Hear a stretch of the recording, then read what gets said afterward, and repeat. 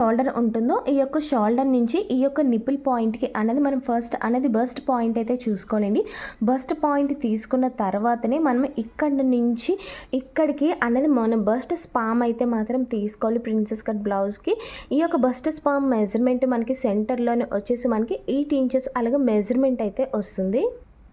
ఆ వచ్చిన మెజర్మెంట్ని ఇక్కడ అన్నది మనం మార్కింగ్ అయితే చేసుకుంటామండి. అంటే మన షోల్డర్ నుంచి బస్ట్ పాయింట్ తీసుకున్న దగ్గర కరెక్ట్గా ఇక్కడ బస్ట్ స్పామ్కి వచ్చేసి మనం లైన్ అయితే డ్రా చేస్తాము అండి.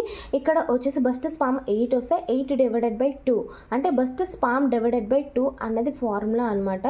ఇది ఇక్కడ మనం బస్ట్ స్పామ్ డివైడెడ్ బై 2 చేస్తే 8 డివైడెడ్ బై 2 చేస్తే 4 వస్తుంది. కాబట్టి ఈ యొక్క స్టార్టింగ్ నుంచి ఇక్కడ మనం 4 అయితే మాత్రం పెట్టుకుంటాము. ఇక్కడ మనం 2.5 పెట్టుకున్న 3 పెట్టుకున్న బస్ట్ స్పామ్ ఎంత ఉందో అంతే మనం కరెక్ట్గా అయితే మాత్రం పెట్టుకోవాలి. అప్పుడు మనం ప్రిన్సెస్ కట్ ఏదైతే ఉంటుందో ఈ యొక్క కర్వ్ అనేది చెస్ట్ మీదకైతే పర్ఫెక్ట్గా అయితే వస్తుంది.